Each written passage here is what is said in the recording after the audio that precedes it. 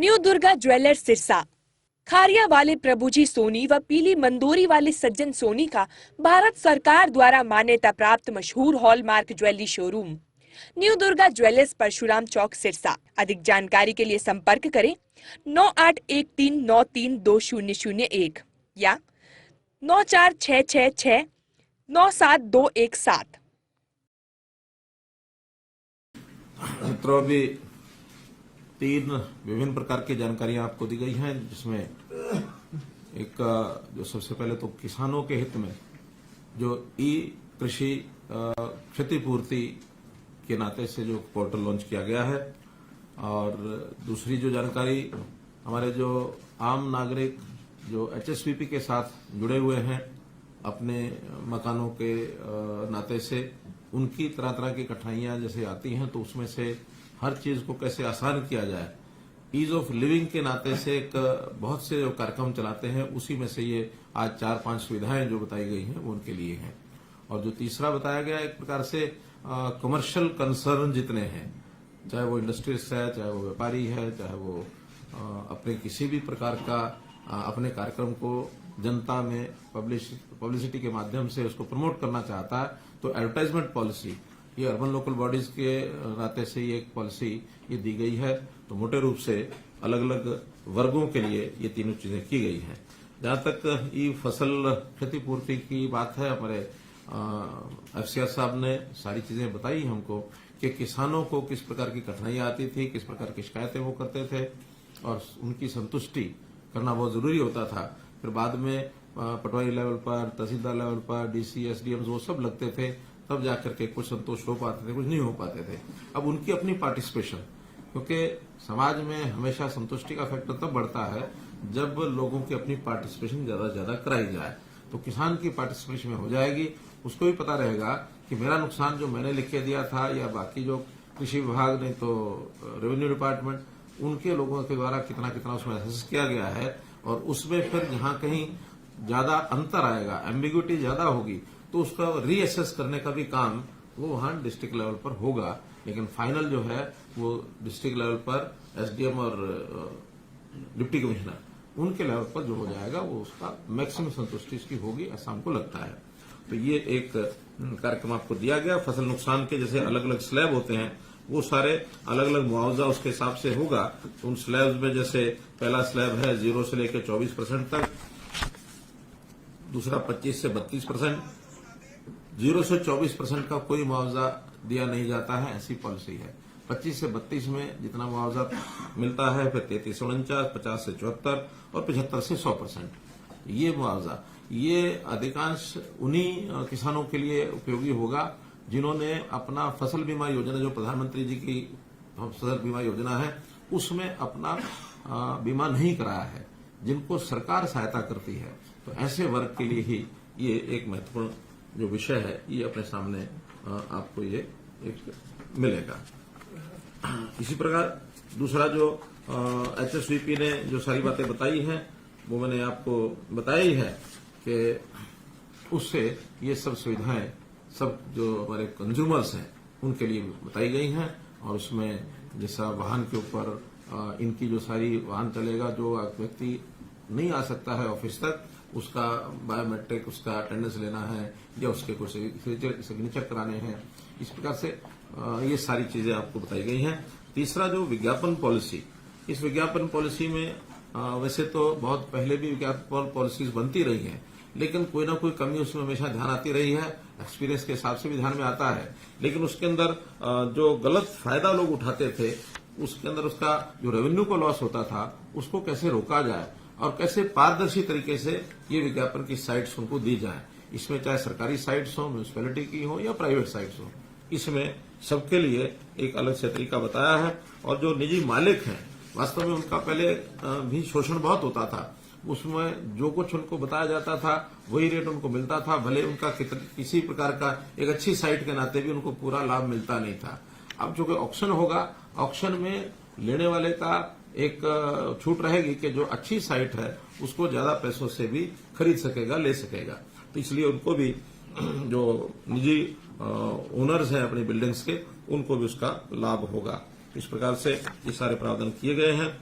एक उपनियम, इसके जो बाइलॉज हैं, ये प्राय तैयार तो हो गए हैं, फिर भी उसमें जो माइन्यूटली जो उसका निरीक्षण करना है, जो एक पास करना, उसको 15 दिन के अंदर अंदर इसको लागू कर दिया जाएगा, उसका नोटिफाई करके इसको हम कर देंगे। इसमें क्या होगा कि नगर पालिकाएं, क्योंकि ज्यादा शेयर उन्हीं का मिलने वाला है 50%, तो बहुत बड़ी इनकम उनको बढ़ेगी। अभी तक वो इनकम पिलफरेज होती है जैसा, उसके नाते से वो कोई ना कोई उसका लाभ उठाते हैं। और बहुत से केसेस तो ऐसे हैं जो कोर्ट्स में चल रहे हैं, अभी भी लिटिगेशन बहुत चल रहा है। वो लिटिगेशन भी खत्म करने के लिए कोर्ट्स की भी यही इच्छा रही है कि हम कोई एक निश्चित पॉलिसी लेके आए। तो ये पॉलिसी जो है ये बहुत कारगर सिद्ध होगी। जहां सरकारी हमारी अपनी जमीनें हैं, अन्य विभागों की, उन विभागों की जमीनों पर भी, यानी जो उनके साइट्स हैं, उन साइट्स पर जो बिल्डिंग्स हैं, चाहे जमीनें हैं, वो अपने आप में एक अर्निंग एक उसकी बन जाएगी। इसका भी हमको एक लाभ मिलेगा। ये सारी जो स्कीम है, इस स्कीम को हम समाचार पत्रों के माध्यम से, रेडियो टीवी के माध्यम से प्रसारित करेंगे, ताकि ज्यादा से ज्यादा लोगों को ये जो है इसका लाभ मिल सके। मित्रों, इसी प्रकार कुछ जानकारियां और आपको देनी है, जिसमें खेलो इंडिया का कार्यक्रम, जैसा आपने को पता है कि कोविड के कारण से लगातार टलता आ रहा था। अब उसकी तिथि निश्चित हो गई है। 4 जून से 13 जून तक पंचकुला में ये खेलो इंडिया के कार्यक्रम होंगे। इनमें 25 खेलों का एक लिस्ट है। उस 25 खेलों की कंपटीशन सब होंगे। लगभग 8,500 खिलाड़ी और जो उनके साथ आने वाले तकनीकी अधिकारी हैं, कोचेज हैं, रेफरीज हैं, वो सब आएंगे। उनकी सब व्यवस्थाएं, ठहरने की, उनके ट्रांसपोर्टेशन की, उनके बोर्डिंग लॉजिस्टिक जो भी तय करने थे, वो सब फाइनल हो गए हैं। सब हमने कंपनीज को उसमें इन्वॉल्व कर लिया है और तैयारी उसमें पूरी है।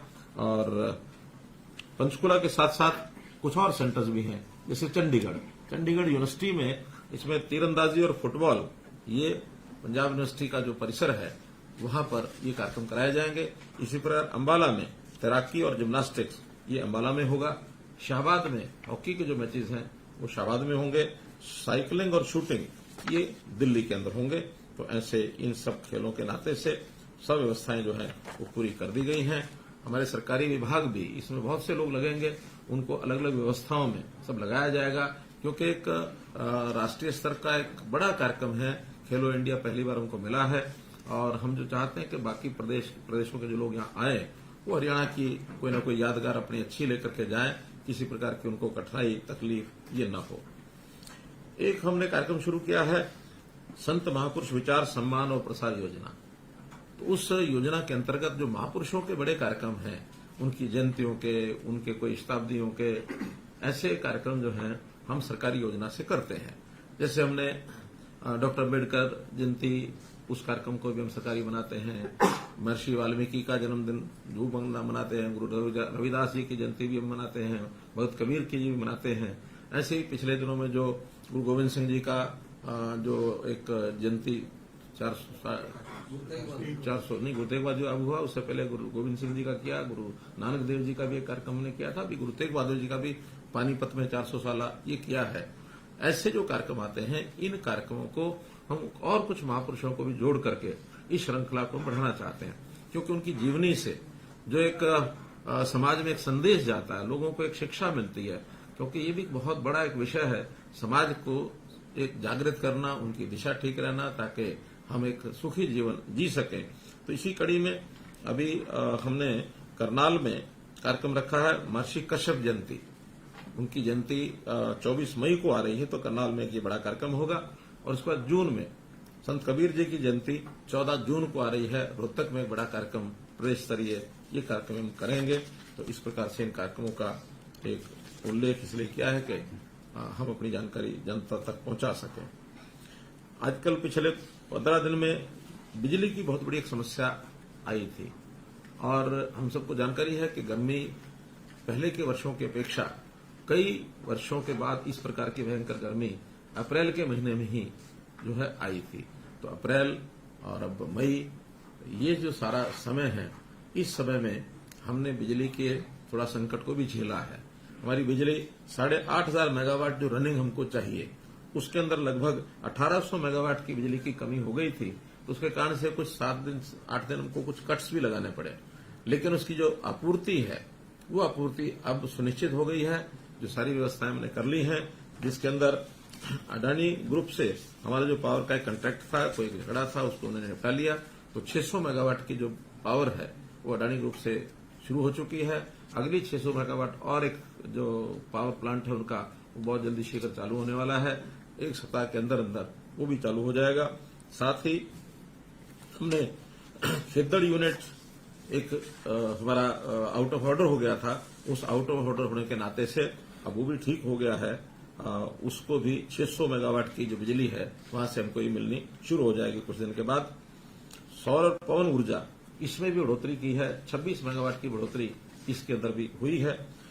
जम्मू कश्मीर से भी हमने 300 मेगावाट का करार किया है, वो बिजली भी मिलनी शुरू हो गई कि सर उसमें से कुछ पोर्शन मिलना शुरू हुआ, कुछ और शुरू हो जाएगा।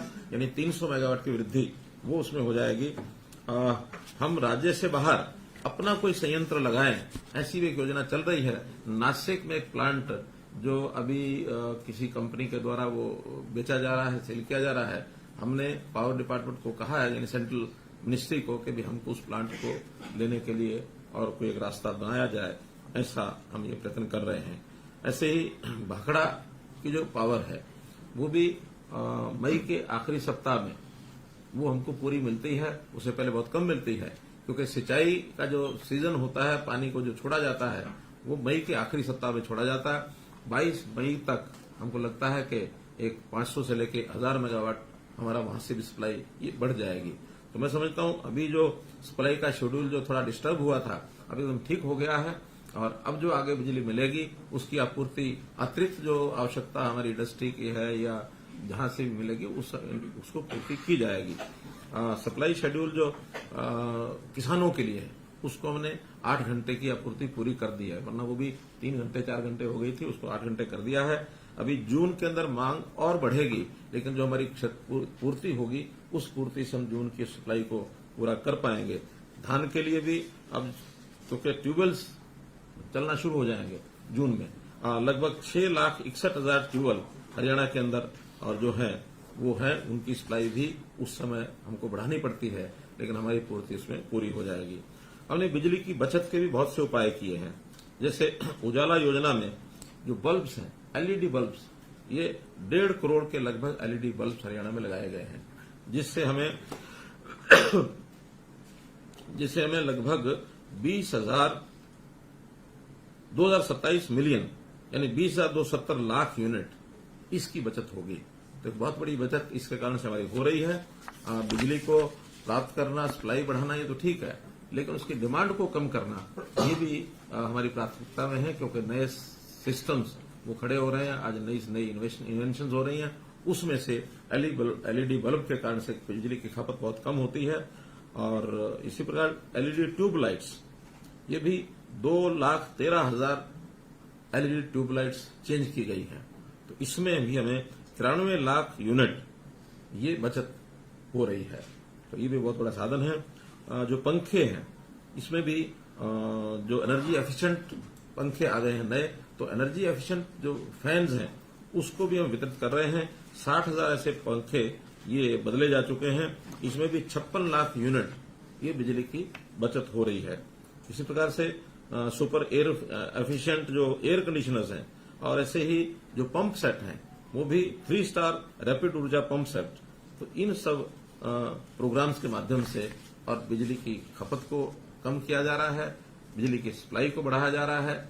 हमारी स्थिति एक प्रकार से मैं कह सकता हूं कि अन्य प्रदेशों की तुलना में बहुत संतुष्टिपूर्ण हमारा ये काम है। फिर भी हम आगे और प्रयत्न करके बिजली की जो कठिनाई कई वर्षों के बाद इस बार जो आई है ये आगे न आए, इसका हम पूरा प्रबंध करेंगे। एक जानकारी आपको ये भी देनी है कि जो स्थानीय निकाय के चुनाव हैं, चाहे वो शहरी हैं चाहे ग्रामीण हैं, वो हमने चुनाव आयोग को अपनी ओर से क्लियरेंस दे दी है। तो उनके जो फॉर्मेलिटीज हैं, जो उनको अपने काम करने हैं, चाहे वोटर लिस्ट का है चाहे वार्डबंदी का है, वो सब पूरा करने के बाद कभी भी ये चुनाव आयोग द्वारा घोषित हो सकते हैं।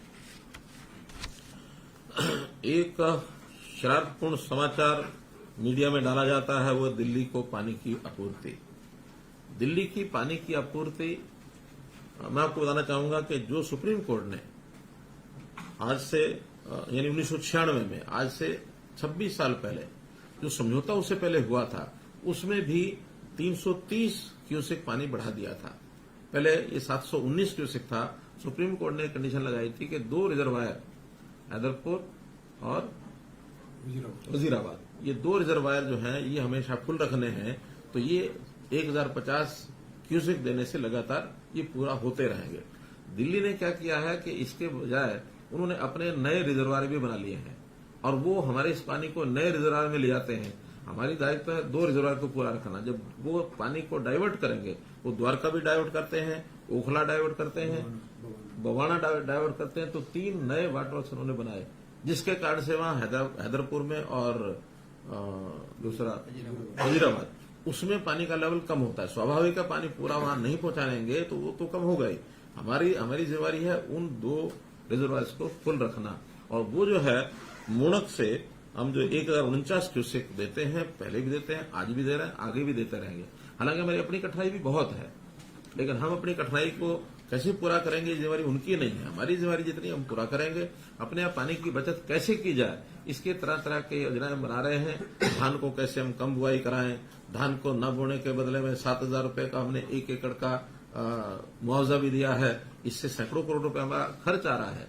और हम अपने यहाँ पानी को रिचार्जिंग के बहुत से ऐसी व्यवस्थाएं की हैं, ट्यूबवेल्स लगाए हैं, तो इन सब चीजों को कर रहे हैं। माइक्रो इरिगेशन का बहुत बड़ा बजट हमने बनाया है ताकि खेती में पानी कम लगे। तो हम अपनी व्यवस्थाएं अपने पानी की मैनेजमेंट से ही ये सब हम कर रहे हैं। तो दिल्ली के जो लोग बार बार ये कहते हैं पानी की कमी, हमारा कहना है पानी की कमी अगर उसको पूरा करना है तो ये जिम्मेवारी केवल हरियाणा की नहीं है, ये उनकी अपनी भी है। उनकी अपनी क्यों है कि अब से पहले तो केवल दिल्ली था, तो दिल्ली के नाते उनकी जिम्मेवारी नहीं थी। अब उनके साथ पंजाब आ गया है और पंजाब और हरियाणा इनका एक विवाद आज का नहीं है, वर्षों का है। अगर उस विवाद को खत्म करते हैं और हमें पानी जितना हमारा है 3.5 MF पानी हमको पूरा मिल जाए, SYL की नहर बन जाए, हांसी बुटाना को चालू करवा दे, तो मैं ये वादा करता हूं कि और भी पानी हमको देना पड़ेगा तो उनकी डिमांड पर पानी हम दे देंगे। लेकिन अगर हमें पानी नहीं मिलेगा, हम अपने यहां लोगों को प्यासा मार करके और उनको पानी की आपूर्ति करें, ये न्याय नहीं। इसलिए मैं उनसे निश्चित रूप से कहूंगा कि अब उनका जो रोल है वो डबल रोल हो गया, तो डबल रोल को और वो निभाएं और हमें पंजाब से पानी पूरा दिलाएं। हम उनका सहयोग करने के लिए तैयार हैं। जहां तक वर्तमान उनकी बार बार शिकायत जो करते हैं, कभी सुप्रीम कोर्ट में जाते हैं, कभी हाई कोर्ट में जाते हैं। हाई कोर्ट और सुप्रीम कोर्ट ने समय समय पर जितनी अपनी एजेंसीज को ये चेक कराया है तो उनको संतुष्टि पाई है कि नहीं, हरियाणा को जितना पानी देना चाहिए वो दे रहे हैं। अपर यमुना बोर्ड इन्होंने इसकी पुष्टि की है कि दिल्ली को जो है उनके हिस्से का पूरा पानी मिल रहा है।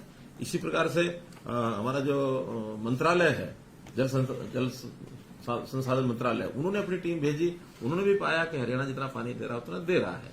इसलिए पानी की कोई कमी नहीं है, लेकिन इसके ऊपर राजनीति न करें, ऐसा मेरा उनसे निवेदन है। राजनीति वो करेंगे तो हम उनसे बड़ी राजनीति कर लेंगे, हम पीछे नहीं रहेंगे। इसी प्रकार से लैंड के संबंध में, क्योंकि लैंड की आवश्यकता डेवलपमेंट के नाते से बहुत पड़ती है।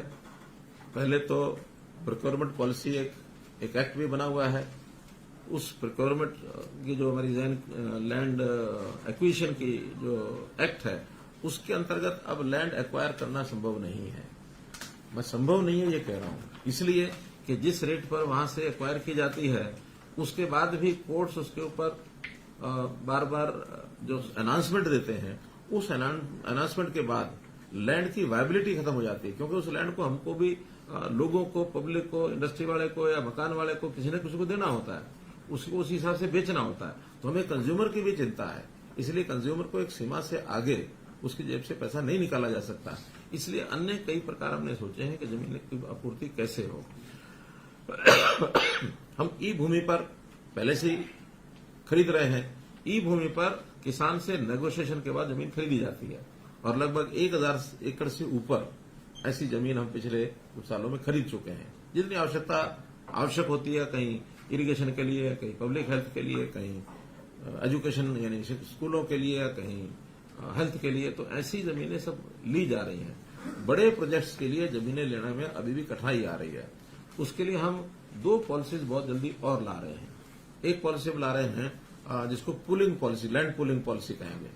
तो लैंड पुलिंग पॉलिसी में एक शेयर, उसमें हर शहर के हिसाब से वो अलग अलग होगा, वो कीमत के हिसाब से होगा कि अगर तो ज्यादा कीमत की लैंड है तो उनको ज्यादा एरिया मिलेगा, कम कीमत की लैंड होगा तो कम एरिया मिलेगा।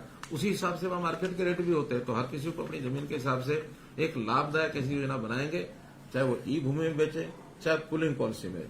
एक प्रोजेक्ट हम ज्वाइंट वेंचर के नाते भी ला रहे हैं कि पूरा जो प्रोजेक्ट होगा, मानो 20 एकड़ का, 30 एकड़ का, 50 एकड़ का, तो सारे को डेवलप करने के लिए जो फार्मर्स हैं उनको हम ज्वाइंट वेंचर में लाएंगे और उसके अंदर जो खर्च है, चाहे सरकार का है चाहे उनकी जमीन का है, उसको निकालने के बाद, डेवलपमेंट के बाद अगर कोई लाभ होता है, उस लाभ का हिस्सेदार उनको बनाएंगे। एक न्यूनतम राशि उनको मिल जाएगी और जितना डेवलपमेंट के लिए आवश्यक खर्च है वो हमारी सरकार की एजेंसी करेगी। बाद में उसको बेचने के बाद जितना उसमें लाभ मिलेगा, उस लाभ का प्रतिशत उनकी इन्वेस्टमेंट के प्रोपोर्शन में वो उनको मिलेगा। तो एक ज्वाइंट वेंचर की पॉलिसी हम लेके आ रहे हैं। तो इस प्रकार से 3 प्रकार हो जाएंगे, ई भूमि हो जाएगी, लैंड पुलिंग पॉलिसी हो जाएगी, ज्वाइंट वेंचर पॉलिसी हो जाएगी। तो तीनों पॉलिसी में किसान को ऑप्शन रहेगी कि उसको क्या लाभदायक लगता है, कौन सी उसमें आएगा, कौन सी में नहीं आएगा। अच्छे प्रकार से वो अपना हिसाब लगा करके जो लाभदायक पॉलिसी उसमें जा सकता है। तो मित्रों, इस प्रकार से एक बात हमारे कुछ मित्र, खास करके विपक्ष के जो विधायक हैं, कि मैंने कोई घोषणा की थी 5 करोड़ रुपए की सभी विधायकों को विकास के कार्यों के लिए जारी करने की। पहली बात तो यह है कि वो योजना हमने 2014-15 में भी घोषणा की थी, सबको 5 करोड़ रुपए दिए थे। वो एक टर्म में एक बार होती है, वो वार्षिक नहीं है। कुछ लोग इसको वार्षिक मान के चल रहे हैं, वो गलत है। एक बार पहले, यानी साल, जो टर्म का पहला साल है, उसमें उनको 5 करोड़ रुपए के कामों के बदले में सभी विधायकों को दिया जाता है। उसमें किसी में भेदभाव नहीं करते हैं। तो मैं कुछ दिनों से अखबारों में पढ़ रहा हूं कि कुछ एमएलए कहते हैं कि हमको बिल्कुल एक पैसा नहीं दिया गया। जिन्होंने ये कहा है कि नहीं दिया गया, उनके यहां भी करोड़ रुपए जा चुके हैं। मैं टोटल 90 के 90 विधायकों को बता रहा हूं, जिसमें से 22 विधायक तो ऐसे हैं जिन्होंने 5 करोड़ या इससे भी थोड़ा ऊपर, यानी हाईएस्ट तो 5 करोड़ 84 लाख भी है एक एमएलए के। हम सोचते हैं 10-5% ऊपर भी जाए तो दिक्कत नहीं है। 22 के बाद अगले 10 और ऐसे हैं जिनका 4 करोड़ 75 लाख से 5 करोड़। मैं समझता हूं वो भी अपने आप को संतुष्ट मान के चलते हैं, हमको जितना मिलना था मिल गया है। लेकिन 32 से 64, यानी अगले 32 और ऐसे हैं जिनका 4 करोड़ और 5 करोड़, 4 करोड़ और 475 के बीच में। अब उनके अगर किसी के 10-20-50 लाख बचते हैं तो कभी भी अपना काम देंगे तो उनका काम वो पूरा कराया जाएगा। हाँ, 64 के बाद अगले 26 और ऐसे हैं, 26 में से भी 3 ऐसे हैं सिर्फ जिन्होंने 5 करोड़ में से एक भी काम हमको बताया नहीं है। अब उनको काम बताना पड़ेगा। ये पैसा उनको ऐसा नहीं है कि भी कोई कैश में मिलेगा या उनके खाते में ट्रांसफर हो जाएगा। काम जो लेके आएंगे 5 करोड़ का, वो काम उनके तुरंत कराए जाएंगे। इसके पीछे ये भावना है। 3 माननीय है, रघुवीर काद्यान बेरी, सौमिर सांगवान दादरी, चिरंजीव राव रेवाड़ी। इन्होंने अपना कोई काम नहीं दिया ताकि हम इनको इश्यू कर सके। बाकी सबका, किसी का 2 करोड़, 1.5 करोड़, 2.5 करोड़, 2 करोड़ 97 लाख, 3 करोड़, 330, तो इन सब लोगों के इसमें गए हुए हैं। इसमें स्वाभाविक है कि शहर वाले जो है अपने शहरी काम बताएंगे, गांव ग्रामीण क्षेत्र वाले ग्रामीण को बताएंगे। जिनका मिक्सअप है वो दोनों मिला करके बता सकते हैं। तो ऐसे 5 करोड़ की राशि हमने कभी रोकी नहीं है। जिसने काम दिए उसको तुरंत वो काम करके हमने दिए हैं। एक विषय है कि पेंशन का विषय, चूंकि एक सिस्टम से चैनलाइज तरीके से पेंशन जाएगी तो सबको पूरा उसका लाभ मिलेगा। अभी हमने देखा है कि इसके अंदर बहुत डिस्क्रिपेंसीज आ रही हैं। एक डिस्क्रिपेंसी इसमें आई है कि हमारी विधवा बहनें जो कभी दुर्भाग्य से किन्हीं कारणों से विधवा हो गई, पेंशन बन गई, लेकिन अपने समाज के अंदर रीमैरिज का भी सिस्टम है। 18,000 ऐसी बहनें मिली हैं जो विधवा हुई लेकिन बाद में रीमैरिज हो गई। रीमैरिज के बाद उन्होंने अपनी पेंशन कटवाई नहीं। कोई अपने आप कटवाता नहीं है, हमको भी पता है। अब हमें जब उसमें से ढूंढने में पता लग गया कि हाँ इतनी बहनों की रीमैरिज हो गई है, तो उन 18,000 बहनों की पेंशन हमने बंद की है। तो हम कोई भी उचित काम जो है, उचित काम में सामने वाला अनुचित कर रहा है तो उसको रोकना ये भी उचित है। हाँ, किसी की पेंशन नहीं बनी है उसकी ऑटोमेटिकली पेंशन बने, इसके लिए ओल्ड एज पेंशन में 59 साल, यानी 59 का 57 साल के बाद के जितने भी लोग हैं उन सब की date date of birth verification करा करके उनके जो भी पुराना समय का कोई हमको मिल गया मानो वोटर कार्ड, उस वोटर कार्ड से ही उस समय का वोटर कार्ड उसमें उतने ही साल जोड़ करके उस आयु में हमने जोड़ करके उसको फाइनल मान लिया है। अब उसके लिए और किसी प्रमाण की जरूरत होती नहीं है।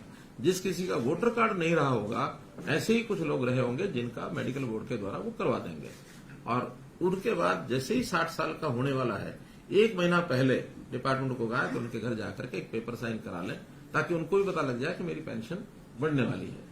और आपको एक आश्चर्य की बात बताता हूं कि ऐसे पिछले 23,000 लोगों के घरों में हमने पेंशन बनवाने के लिए उनको भेजा, 700 लोगों ने उसमें से मना किया कि नहीं, मुझे पेंशन नहीं चाहिए।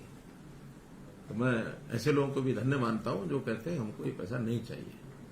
समाज में हर प्रकार के लोग हैं, तो ऐसा एक ऑटोमेटिकल पेंशन का जो विषय है वो भी हम कर रहे हैं। मित्रों, हमारा पूरा जोर, जैसे मैंने बताया कि पारदर्शिता पर है, पूरा जोर अंत्योदय पर है, अंत्य व्यक्ति उसकी सहायता कैसे की जाए। आज हमारी एक मीटिंग थी doctor Ambedkar Haryana chamber of commerce, हालांकि हरियाणा का ये भी उनकी बननी है, लॉन्च होना है, लेकिन एक पहली मीटिंग हमारे से वो करके गए हैं। तो हमने उनको बताया कि हमारे यहाँ किस प्रकार से लोगों को सहायता मिलती है। 1,07,000 एससी नौजवानों को मुद्रा में उनको लोन मिला है, ये उनको भी नहीं पता था। ये लाखों लोगों को मुद्रा में जो लोग लोन मिला है उसमें 1,07,000 एससी समाज के हैं।